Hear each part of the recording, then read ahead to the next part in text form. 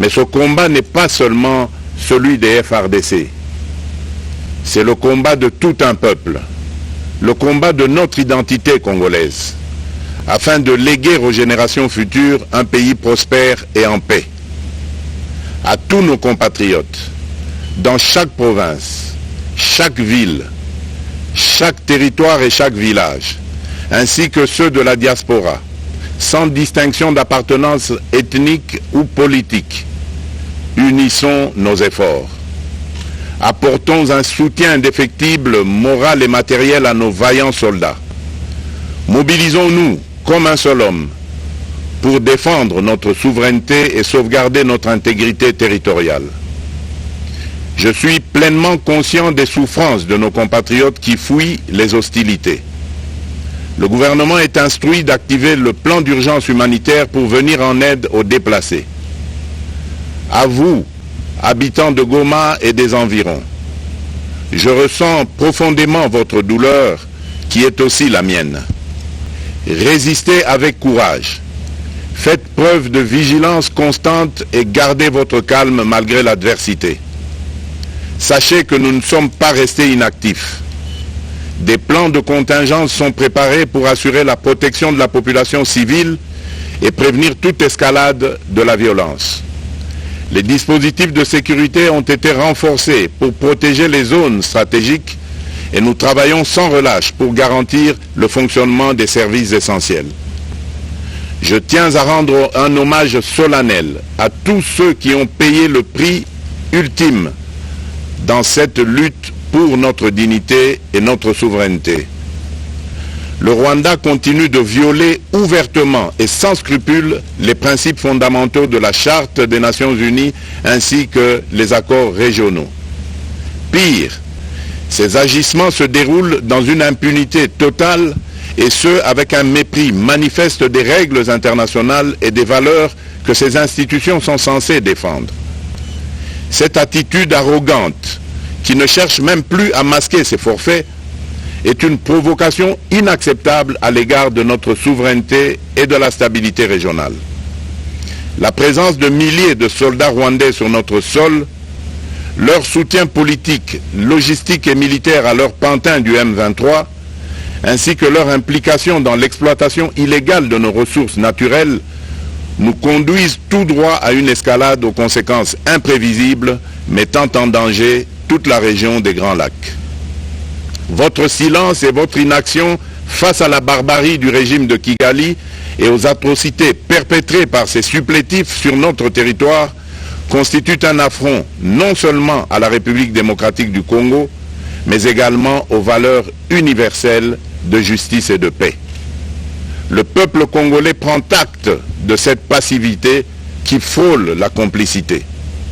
Soyez sûrs d'une chose, la République démocratique du Congo ne se laissera pas humilier ni écraser.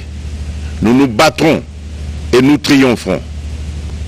Congolaises et Congolais, l'heure est certainement grave, mais notre détermination est encore plus inébranlable. Ce moment critique nous offre l'opportunité de montrer au monde ce qui fait notre force, c'est-à-dire notre unité sans laquelle tous nos efforts seraient vains. Je vous appelle à être vigilants, mais à ne pas céder à la haine, aux divisions ou à la violence.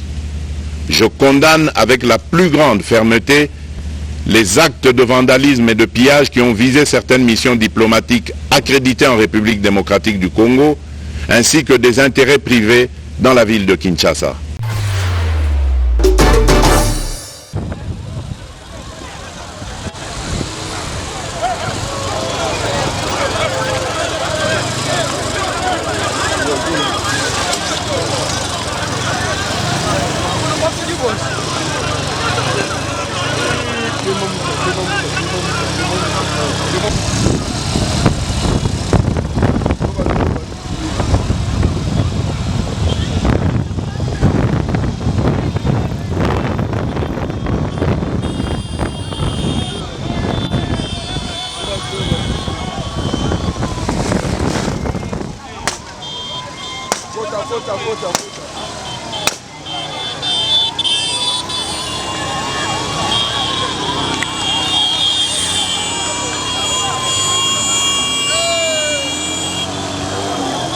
Oui, le lot tomoni pinonio surtout au télémi nanzela et logo na population message qui est lancé par rapport à la journée à l'élo mardi le 28 janvier à l'élo. Bon, l'élo ils ont en fait une manifestation spontanée pour soutenir la FARDC. Parce que moni la patrie, à Sakanara Nangote. Le président élu Martin Fayulu Aloba est déjà lobby. Oeze Bandeli. Samedi et Kozala Moutounio sur le quartier Obima. Boka lokola Rwanda go sakana bisote. Tu rappelles le temps au lobby la M23. Le vrai problème c'est l'agression. Et puis Moutaya une agression à Rwanda. Rwanda zana ba puissance sur basa simanae. Pourquoi bomaka ba congolais? Pourquoi soka bomengo ba congolais? Non. Oeza likambu ya Tshisekedi te. Kwa kokai déjà makambu wana te. Et appelle likambu ya Fayulu te. Et comme likambu ya mboka mobimba. Nous avons posé que les lois, cohésion nationale dans la restaurer. Toi basiko nenga nini to côté les melamunguna. To sengi que à partir ya lelo. Banda le président Martin Fayulu Asalobaki à la mobilisation générale et populaire. Donc mukili mobimba ba Rolanda biso. Nous n'avons pas autre chose que de défendre la patrie. Donc, si il faut défendre Mboka. On va passer à pouvoir, nous allons yiba mbongo ba soda. Nous allons yiba. Ba pesa ba soda makambo e kokite po ba bunda. Ça dit que ba moni le loto hôtel maboya muke. To hôtel mela bango. Donc, voilà message au torango a moni les militaires décidé ba la kiawa ba pesi makambo. La police est à Monique, les militaires décidé ba toujours battement ya ordre. Tomonipe ba militaire ya décidé tomoni ba ndeko musu ba auto pilier mais awa bazozo ngisaka bazobotola ko babilo ko. Ah ouais, ça la citoyenneté. Ah ouais, ça la citoyenneté. Dans ce outina elo kono kuno. Awa omonike bana mai babi ke olekate. Lukanzela na oso go bima so wa poko bima. Awa te. Donc, ko ezali kambu ya mabele ya mboka, ezali kambu osakana te. Ordre wuti pa nzambe. So Martin Fayulu Aloba dans ane mususu.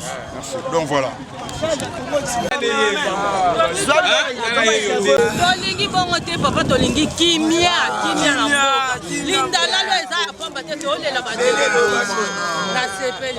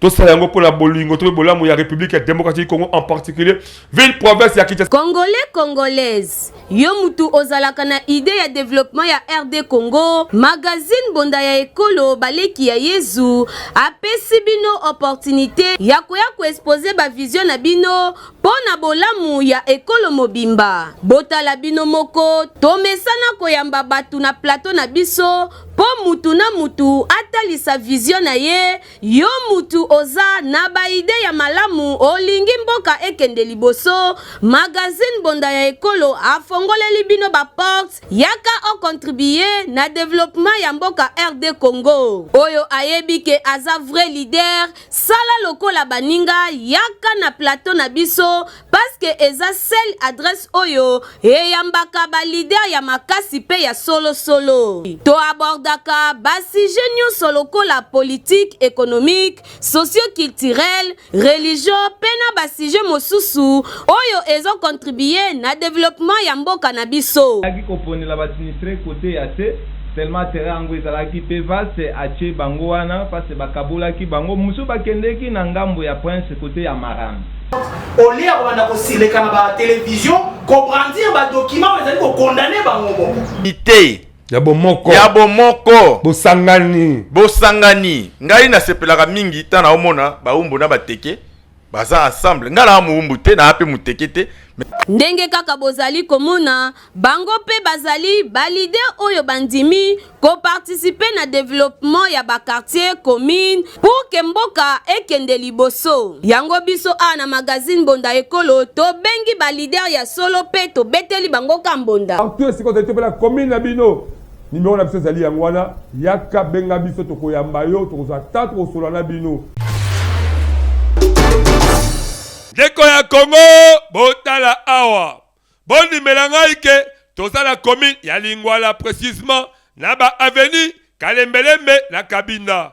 Côté oyo, zela ezate, même ba moto eza koleka na kokoso. Prince tope makadam, esi ebunga kala, bondi melangaike etika zela na mabulu donc, zela ekome ko beba mabe, naba avenue oyo mibale donc, po okoma na ba avenue des Huileries en tout cas yebake okobo mamo tukana yo bino moko botala ndenge nini mai esali ebale na poto ndenge etoni na nzela avenue Kalembelembe kutu mawatro botala ndenge kaka boza komona liboso ya hôpital pédiatrique ya Kalembelembe oyo eyambaka bana oyo bayaka kozwa ba soins souci pasi pe mawapo nyonso wana eza mosika te na bureau ya gouverneur ya ville province ya Kinshasa. Bino moko boyoka ndenge nini mbonda ebetamaki.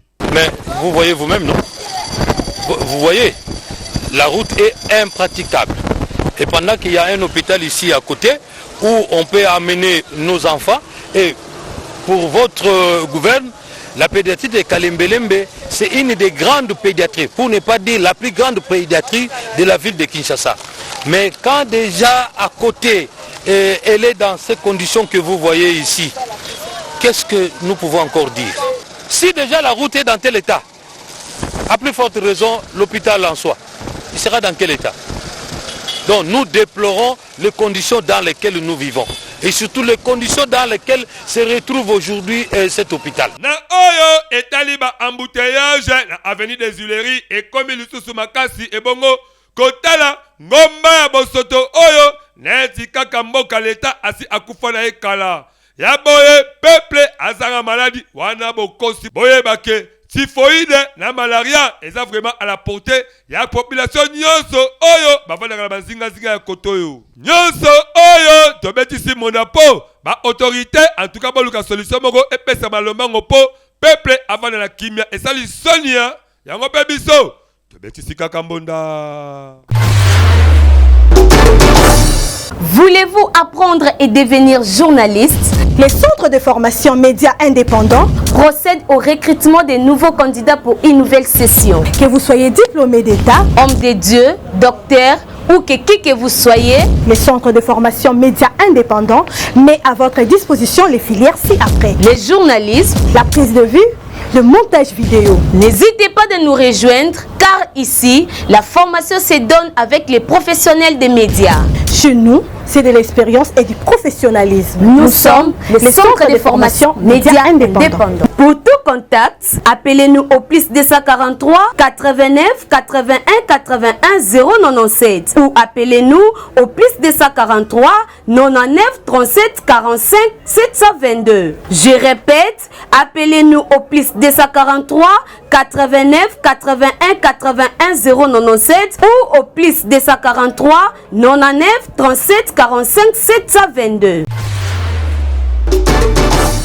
Ndeko na ngai ya Congo, bondimela ngai ke soki oke na grand marché to pezando, surtout na ba avenue commerce okomituna, soki toza kaka na Kinshasa to pe toza na ville oyo basundola na ba autorité po bosoto neti kaka mboka ezanga mibeko mboka oyo leta azalaka na ete. Mais yakokamwa ezake ba commerçant ba futaka ba taxi chaque jour to yebite soki mbongo yango ekendaka wapi to pe basalaka nango nini. Botala neti awa mai ndenge etondi na nzela kutu nzela yango pe mabulu na mabulu okokamwa yo moko awa eza vraiment la croisement ya avenue Kasavubu na commerce awa toyebi te soki ba commerçant oyo na population baza ko vivre ndenge nini mais bondi melanga ike eza pe musika te na hôtel de ville eza mawa soni pe pasi toyebi te soki réellement ba konserver province ya Kinshasa balingaka vraiment Kinshasa bino moko boyo kaliboso ya caméra ya mbonda ekolo ndenge nini population babetsaki mbonda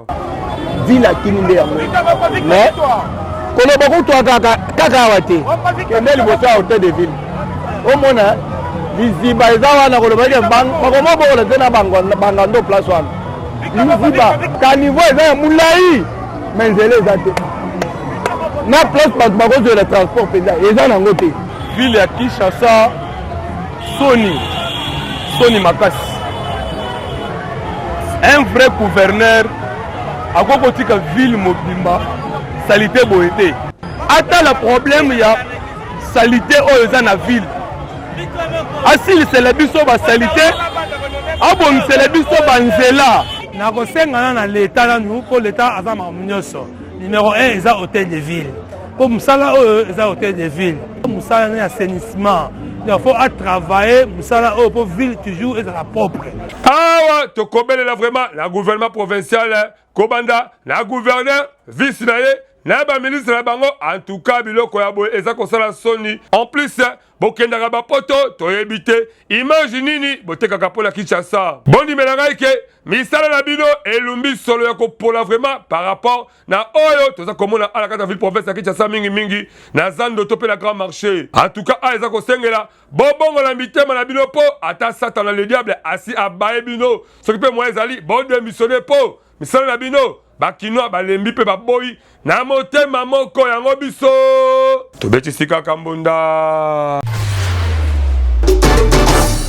ndeko na ngai ya Kongo botala mai oyo bozali komona ndenge bamemi ndeko oyo na mokongo mingi bokotuna soki aza kobela to nini me boyebake esika ya koleka nde ezali kaka oyo mpo okende na ngambu mosusu mai oyo bozali komona to mpe rivière oyo boyebake yango nde ekaboli mboka matere pe mboka mawawa bondimela ngai ke nyonso ezali awa na commune ya Nsele mingi na nzela ya beya te ya pasi pe ya mawa mopanzi oyo population bazali ebele me kokoma kuna bakembaka to mpe bamonaka pasi mingi likolo ya zelo to mpe kolekaka na mai oyo yango esali population pasi kane bozali komona ta lokola moto oyo emba moko chubu eleki kaka na mai ebongo jip oyo kaka boyende bozali komona bondimela ngai ke epesaka bandeko ya koto oyo pasi makasi yango liboso ya kamera ya mbonda ekolo bino moko boyoka ndenge nini baleli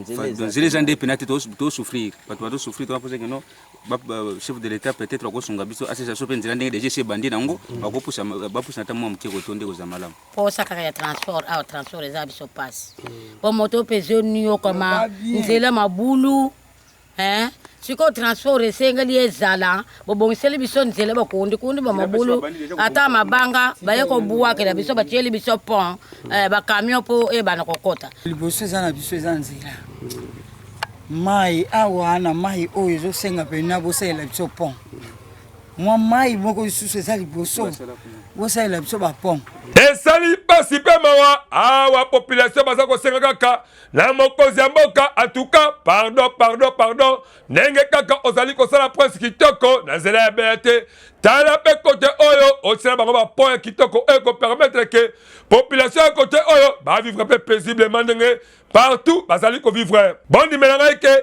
soki okatisi awa okokoma ti na cité oyo balobaka ezalaka cité de la diaspora mpo kuna bana poto nde bavanda mingi mpe bazovivre kitoko avec impact na idéologie me kokoma kuna pasi mpe milelo kaka zelo nde na mai oyo nde ekoma koempêche bango kitoko yango tosengi kaka la population bobwaka miso no na cadre ya développement local ya 145 territoire et permettre ke kote oyo mpe bavivre kitoko yango biso tobetisi kaka mbunda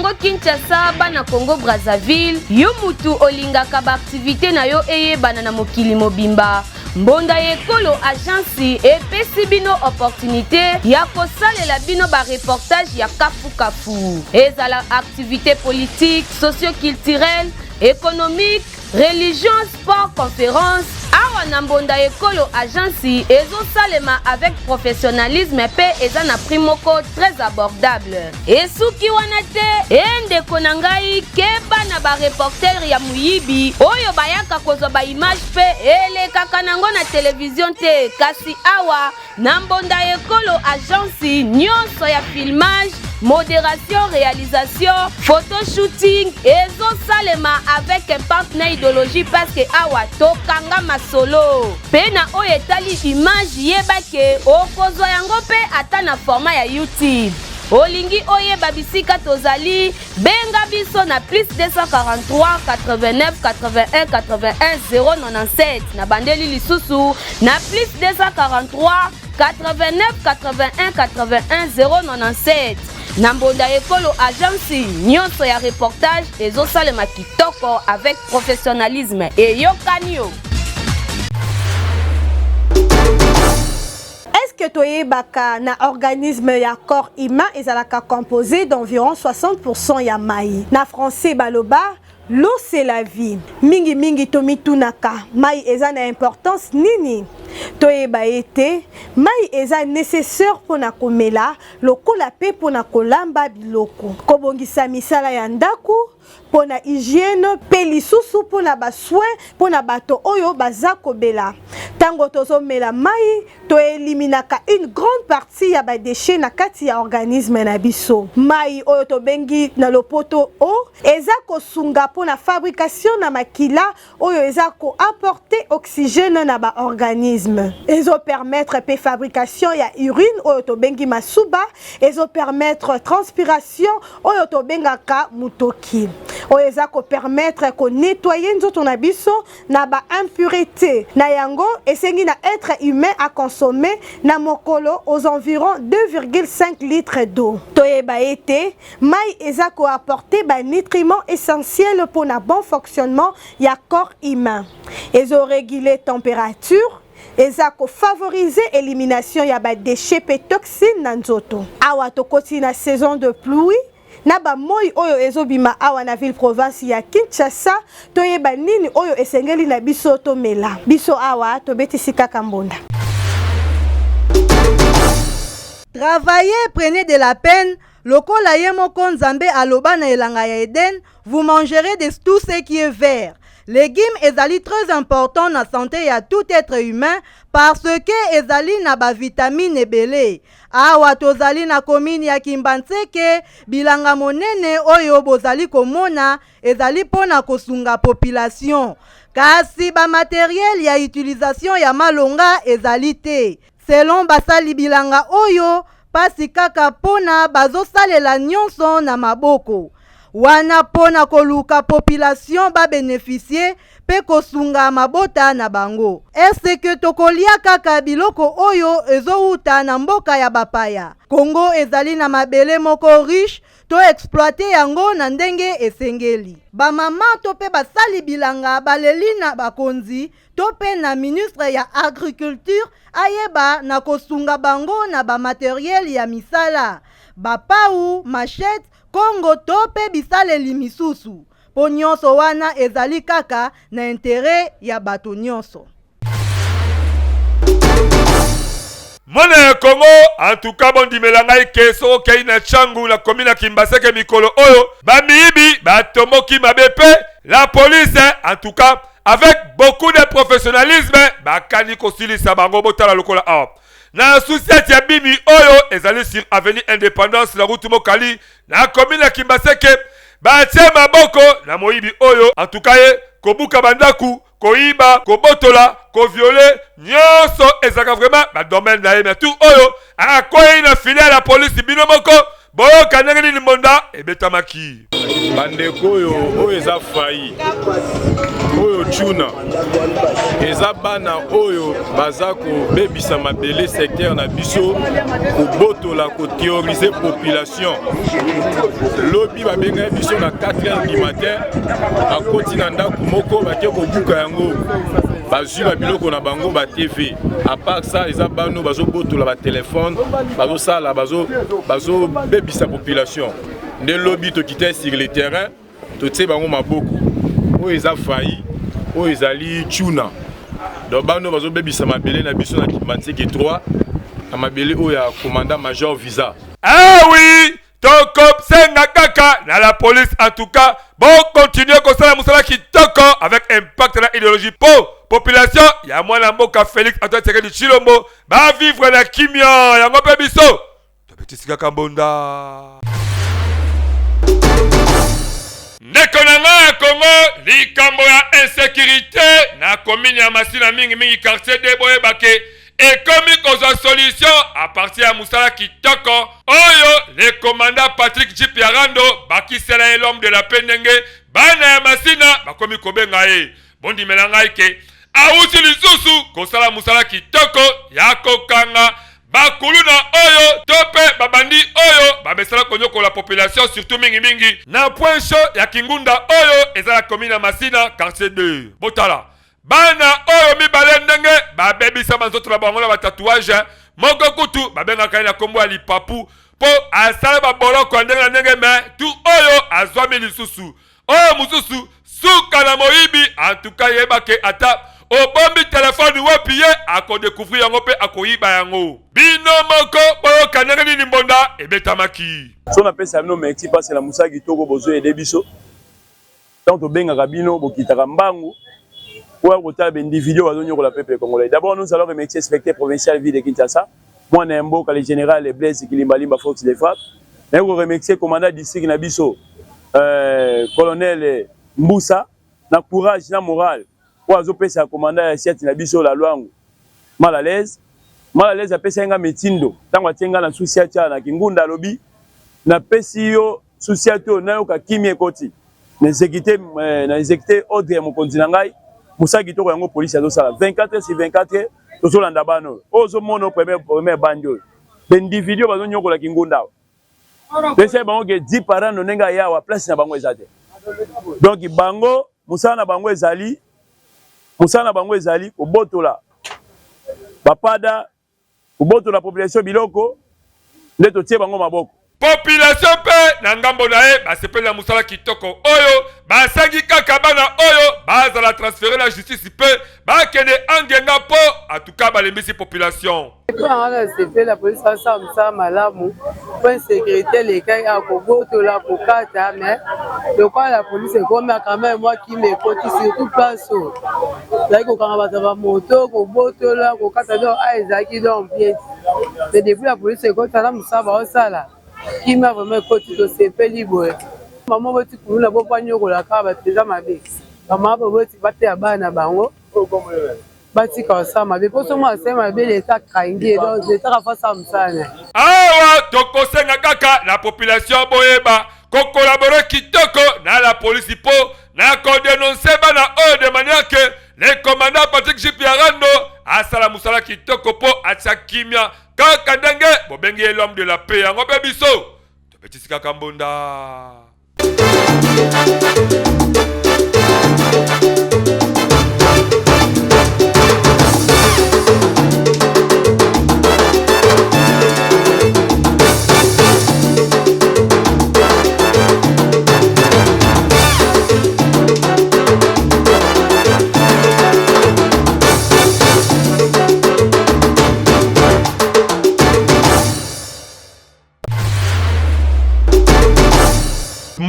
Tout ça yango pour la bolingo to bolamu ya République démocratique Congo en particulier ville province ya Kinshasa. Congolais congolaise yo mutu ozalaka na idée ya développement ya RD Congo magazine bonda ya ekolo baleki ya Yezu apesi bino opportunité ya koya ko exposer ba vision na bino pona bolamu ya ekolo mobimba. Botala bino moko tomesana koyamba batu na plateau na biso po mutu na mutu atalisa vision na ye. Yo mutu oza na ba ide ya malamu olingi mboka ekende liboso. Magazine Bonda ya ekolo afongoleli bino ba porte yaka o contribuer na développement ya mboka RD Congo. Oyo ayebi ke aza vrai leader sala lokola baninga yaka na plateau na biso parce que eza seule adresse oyo eyambaka ba leader ya makasi pe ya solo solo. To abordaka basije nyonso lokola politique, économique,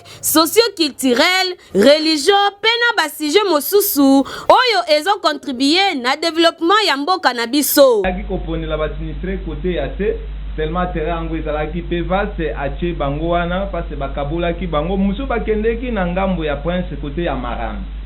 Olia wana kosileka na ba télévision kobrandir ba document ezali ko condamner bango moko. Ité ya bomoko bosangani ngai nasepelaka mingi tana omona baumbu na bateke baza ensemble ngala muumbu te na ape muteke te ndenge kaka bozali komona bango pe bazali balide oyo bandimi ko participer na développement ya ba quartier commune pour que mboka ekende liboso. Yango biso na magazine Bonda ekolo to bengi ba leader ya solo pe to beteli bango kambonda. Tout ce qu'on a été la commune na bino numéro na biso zali yangwana yaka benga biso to koyamba yo to za tatu solana bino